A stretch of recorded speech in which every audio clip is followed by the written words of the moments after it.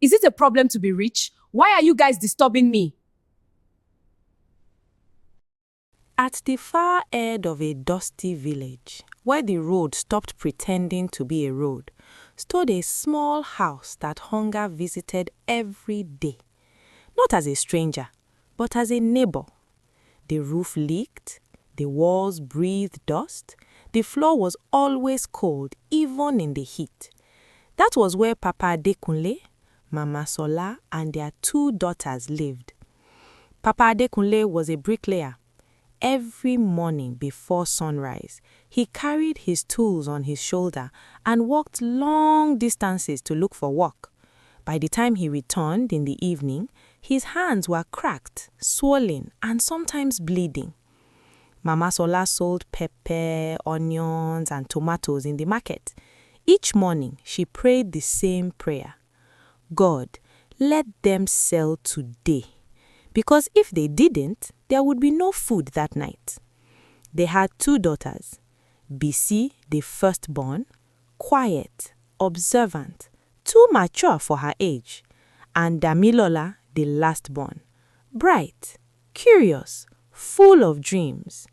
2 girls, 1 mattress, 1 kerosene stove, 1 pot that cooked almost the same thing every day.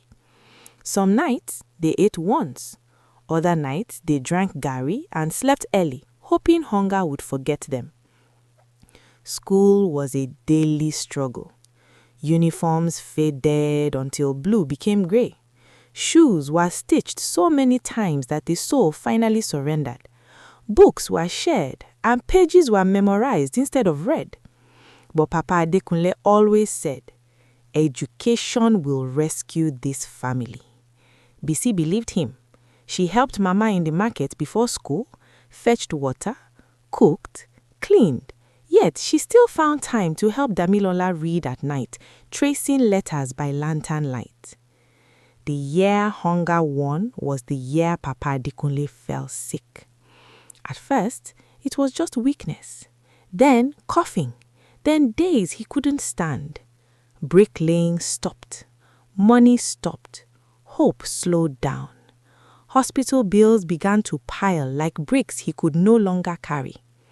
One evening, rain leaked through the roof as the family sat quietly. Mama Sola's eyes were red. She finally spoke. We can't afford both schools anymore. The words fell heavy. Damilola froze. Papa Adekunle looked away. Bisi stood up slowly. Mama, let Damilola continue.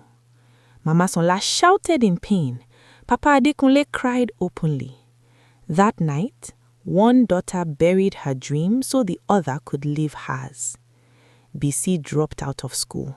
She became a hawker, then a helper, then an apprentice tailor. Every morning, she watched Damilola put on her uniform. Every evening, she returned exhausted, but she never complained. Whenever Damilola felt tired of school, Bisi would say, endure, you are carrying both of us. Years passed. Bisi's hands learned how to sew, but her heart learned something else, endurance. She worked late nights, sent every extra naira home, paid school fees quietly. Damilola moved ahead. Secondary school, WAEC, JAMB. When Damilola gained admission to university, the village celebrated. But something shifted. Damilola's voice on the phone changed. Her patience thinned. When money was needed, she sighed. When Bisi complained of exhaustion, she said, you chose your path. Still, Bisi endured. Graduation day finally came. Not quietly, not gently. The whole compound shook with celebration. Neighbors poured into the yard. Drums were beaten until palms burnt. Women danced with wrappers tight around their waists. In the middle of it all stood Damilola, cap on her head, certificate in her hand, first class. Mama Sola cried openly, rocking back and forth like a woman whose prayers had finally found their way to heaven. Papa Adekunle lifted his weak hands and laughed through tears. My suffering has ended, he said again and again. My suffering has ended. They believed it. The family believed the storm was finally over. Not long after, the good news came again. Damilola got a high-paying job, big office, air-conditioned rooms, salary they had never imagined. For the first time in years, Mama Sola slept with peace in her heart. Bisi allowed herself to dream. But slowly, something changed. When Mama Sola called, Damilola's phone rang unanswered. When she finally picked, her voice was rushed. "I'm busy." When Papa Adekule mentioned hospital bills, her tone hardened. "I'm not responsible for everything." When BC gathered courage and spoke about expanding her small tailoring shop, the same shop that paid Damilola's fees, Damilola laughed lightly. "I can't feed everyone. I didn't ask you to sacrifice." The words cut deeper than hunger ever had. That was the day BC understood. Success had not softened Damilola, it had hardened her. The house that raised her became an embarrassment.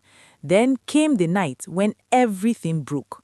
Papa Adekule collapsed suddenly, breath short, eyes distant. They rushed him to the hospital. Bills were demanded. Time was running out. They called Damilola once, twice, again and again. No answer. When she finally picked, her voice was sharp.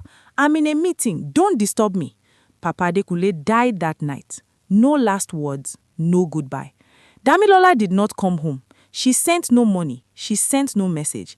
The burial was quiet. Mama Sola aged 10 years in 1 week.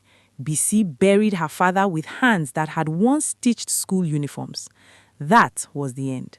No arguments, no shouting, just silence. Life continued. BC worked harder. Her shop grew slowly. Mama Sola stood beside her, supporting her with quiet strength. They didn't announce their success. They didn't boast. They built in peace.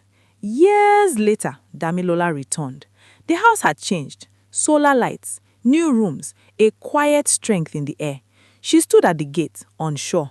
Mama Sola looked at her and said only one sentence: "You made hunger worse." No insults, no revenge, just truth. Damilola left without a fight, and that silence followed her longer than any curse. Sacrifice builds success. Ingratitude destroys it. Thanks for watching. Please share your thoughts on the comment section and do well to support us by hitting the like button and also subscribe so you won't miss the video.